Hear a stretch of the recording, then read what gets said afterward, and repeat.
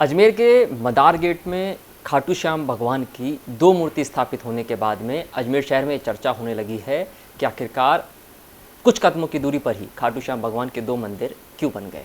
श्याम भक्तों के बीच में चर्चा इस बात को लेकर भी हो रही है कि कहीं ना कहीं एक मंदिर के अंदर वित्तीय श्रृंगार के वित्तीय लेन देन से जुड़ा हुआ कोई मामला था। उस मामले के अंदर पुजारी और एक भजन गायक के बीच में कोई विवाद हुआ।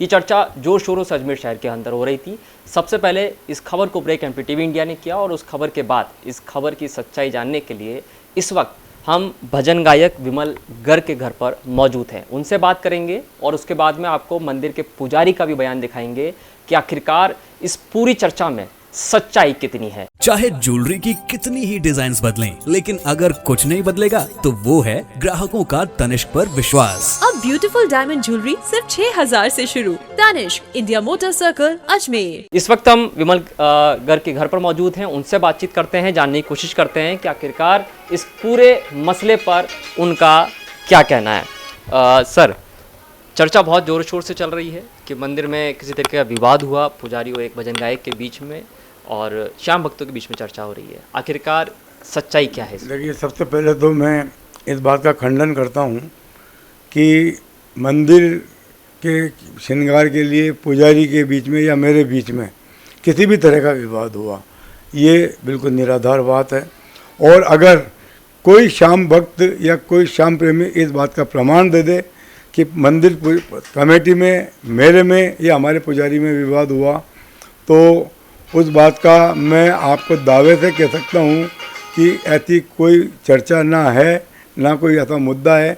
दूसरी बात, जैसा कि आपने लिखा कि क्या वजह है कि 10 कदमों की दूरी के ऊपर बाबा श्याम का मंदिर एक और स्थापना हुई, तो मैं आपको बता दूं कि आज से 30 वर्ष पूर्व मेरे परिवार के मेरे पिताजी ने इस सूरजकुंड मंदिर प्रांगण के अंदर बाबा श्याम की मूर्ति की प्रतिमा को स्थापित किया और उनकी अंतिम इच्छा की देखते हुए हमने कोरोना काल के अंदर भी श्याम प्रेम मंडल के तत्वाधान में इस पूरे मंदिर का पुनः जीर्णोद्धार किया, जिसको बहुत खूबसूरत तरीके से इसको तैयार करवाया और बाबा श्याम का 23 किलो चांदी से बाबा का नवनिर्मित मंड बनवा के पुनः उसकी प्राण प्रतिष्ठा करा गई। रही बात श्रृंगार की, कि आज जैसे शहर में कहीं कीर्तन होते हैं, कहीं बाबा की प्रतिमा जाती है, तो पंडित जी का परिवार बाबा की सेवा पूजा करता है और वो अपने व्याप पर हमारी इजाज़त से वहाँ पे जाते हैं, बाबा का शीश ले जाते हैं। बाबा का शीश, बाबा का जेवर श्रृंगार सब हम मंदिर कमेटी का है, जिसका हम पुजारी जी से भी कोई शुल्क नहीं लेते हैं। कोई तरह का उसके अंदर आज श्रृंगार की व्यवस्था कहीं भी कीर्तन में होती है, पुजारी जी अपने व्याप पे वहाँ सेवा पूजा करवाते हैं। मालाओं का जो भी खर्चा होता है वो आपस में अपना तय करते हैं। पुजारी जी इसको जो भी शुल्क होता है वो लेते हैं, जिसका मंदिर कमेटी का या मंदिर का या मेरा निजी किसी तरह का कोई स्वार्थ नहीं है। कभी आज तक पुजारी जी से इस बारे के अंदर कोई विवाद नहीं हुआ, कभी पुजारी से उस बात का कोई पैसा या कोई हिस्सा नहीं लिया गया।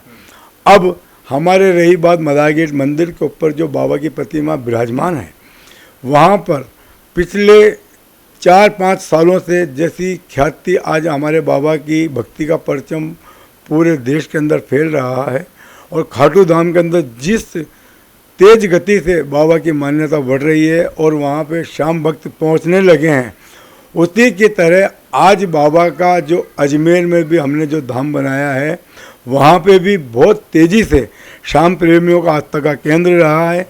आपने कई समाचार माध्यम से पढ़ा होगा कि समाचार पत्रों में लोग बाग वाकई अपने मन की बात करते हैं, चिट्ठियाँ प्रस्तुत करते हैं, अपने मनोकामना का नारियल लच्छा बांध के जाते हैं और निश्चित बाबा श्याम उनकी मनोकामना पूरी कर रहे हैं।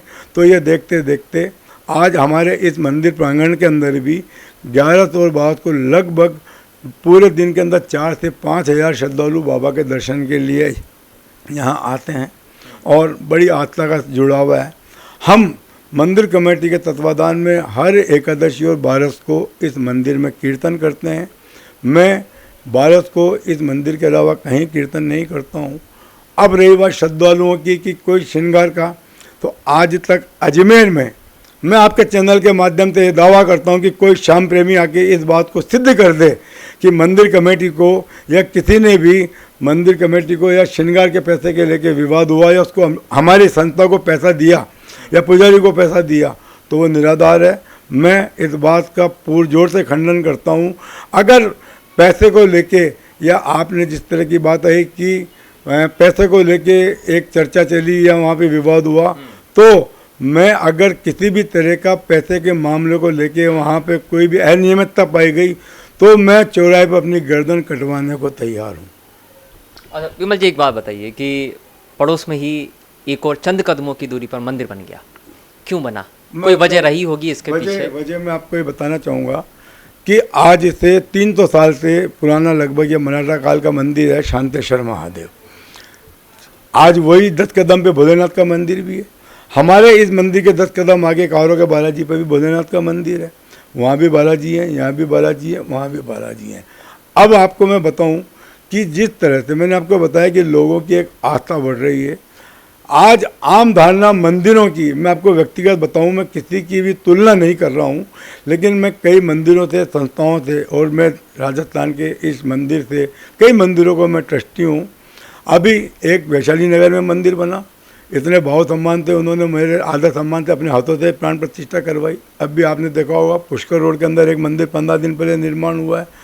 उसके पहले केसरगंज ईदगाह के अंदर एक बाबा का मंदिर बना है, पर्वतपुरा पे मंदिर बना है, रामगंज में मंदिर बना है, रामनगर में एक मंदिर बना है, ज्ञान विहार के अंदर एक मंदिर बना है। तो आम धारणा ये ऐसी हो गई है कि कहीं भी मंदिर है और उसमें अगर स्थान उपलब्ध है तो हर श्रद्धालु की ये भावना है कि वहाँ बाबा श्याम विराजें, और उनकी धारणा ऐसी है कि वहाँ बाबा के बैठने से मंदिर के अंदर श्रद्धालुओं का तांता बढ़ेगा, श्रद्धालुओं को आना जाना बढ़ेगा। ये एक मानसिकता है, और उसके लिए आज हम किसी को पाबंद नहीं कर सकते हैं कि आगे 10 कदम पे मंदिर क्यों बन रहा है या पहले क्यों बन रहा है। ये आप सोच सकते हैं ये श्रद्धालुओं की श्रद्धा और पुजारियों का। आज शांतेश्वर महादेव मंदिर उनका निजी मंदिर है, उसके अंदर वो आज वहाँ पे बालाजी विराजमान है, शनि महाराज विराजमान है, वहाँ भोलेनाथ विराजमान है। अब श्याम बाबा वहाँ विराजमान हुए हैं तो ये उनका निजी फैसला है।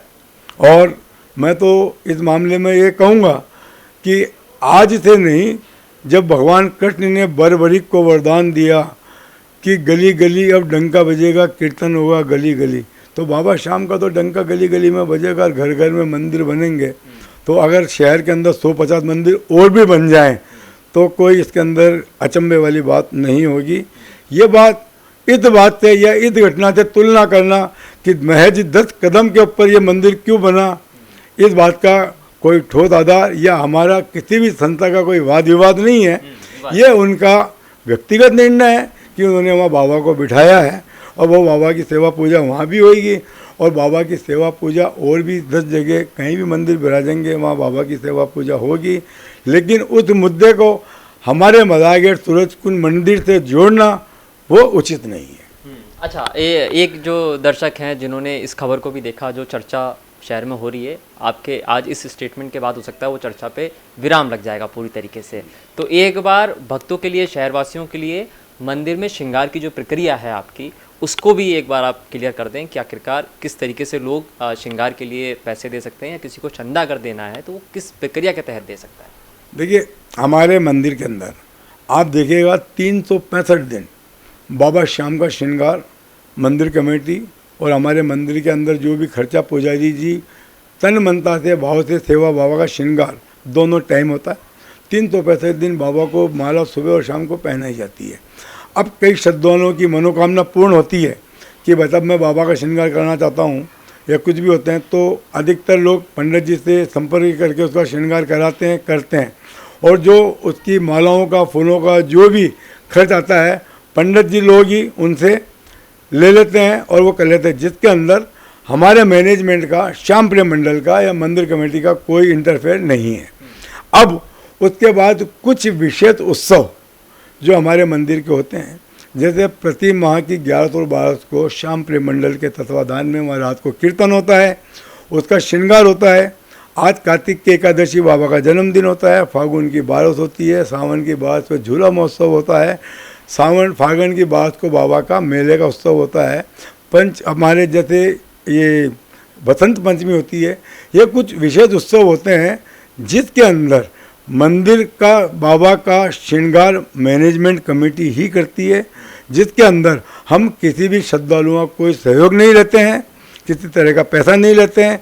अब कोई श्रद्धालु हमसे आके रिक्वेस्ट करता है कि साहब आज की पोशाक हम बाबा को पहनाना चाहते हैं या हम धारण कराना चाहते हैं, तो उसके लिए मैंने बताया कि जैसे हमारे मैनेजमेंट के गोपाल जी गोयल हैं, देवेश जी हैं, अनिल जी हैं, मैं विमल गर्ग हूँ, कोई से भी पदाधिकारी से कोई भी श्रद्धालु संपर्क करके अपनी वो बाबा का श्रृंगार और पोशाक बुक करवा सकता है। और कोई ऐसा हमको करता है तो हम उस श्रद्धालुओं की सूचना पंडित जी को दे देते हैं कि आज का दिन पंडित जी इन श्रद्धालु इस परिवार की तरफ से बाबा का श्रृंगार और पोशाक पहनाई जाएगी। अदरवाइज श्रृंगार बाबा का 365 दिन होना है और हो रहा है और होगा। अब किसी श्रद्धालु की श्रद्धा है कि आज की श्रद्धा या आज की सेवा पुष्पों की मेरी तरफ से हो तो उनका सहर्ष स्वागत है, हम उनको मना नहीं करते। लेकिन उसके अंदर किसी श्रद्धालु से मैनेजमेंट ने, मैंने या हमारी कमेटी ने 1 रुपया नहीं लिया है, न लेते हैं न लिया है। तो उसके अंदर किसी भी श्रद्धालु से कमेटी का, मेरा या पंडित जी का वाद विवाद का जो ये मुद्दा है बिल्कुल निराधार है। और इसका कोई, मैं तो कहता हूँ आपके चैनल के माध्यम से मैं फिर कह रहा हूँ कि अगर कोई ऐसा श्रद्धालु हो या जिनकी भावना को ठेस पड़ी हो तो वो हमसे संपर्क करे, उसका प्रमाण दें। और अगर पुजारी जी ने कोई गलती करी है तो हम उसका भी आज उसका जो भी निराधार उसका करेंगे, पंडित जी से चर्चा करेंगे, मेरी कभी कहीं त्रुटि रही है वो चर्चा करेंगे। लेकिन आज तक इस तरह का कोई श्रद्धालु को ठेस पहुँचाने का मामला हमारी कमेटी में हमारे सामने कभी नहीं आया। पुजारी जी का कोई विवाद नहीं है। पुजारी जी जहाँ भी जाते हैं अपने लेवल पर जो श्रृंगार करते हैं वो उनका अधिकार है। पूजा कराना है, जिस तरह से सहस्त्र धारा में जाना है, मंदिर की तरफ से कोई रोक नहीं है कि आप वहाँ क्यों जा रहे हैं, क्यों नहीं जा रहे हैं। मंदिर परिवार में पुजारी जी, उनके 2 पुत्र हैं जो तीनों इसी अपने बाबा की सेवा पूजा कार्य में लगे हुए हैं। तो हमारी तरफ से कोई बाउंडेशन नहीं है।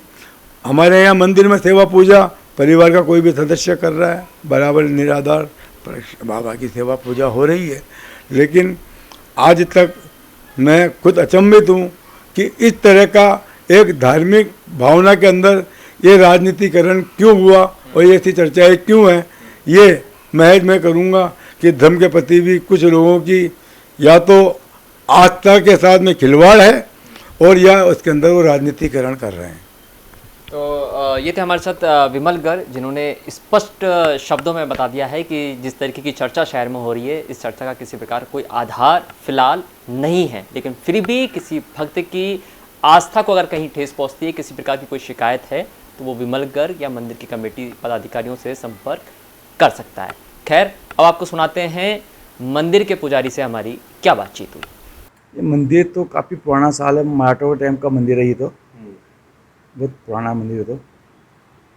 अच्छा, अभी कुछ एक पास में मंदिर बन गया है तो उसको लेके कुछ विवाद भी हुए हैं? नहीं, इस बारे में कोई विवाद नहीं हुआ। भजन गायक से भी कोई बात नहीं हुई है।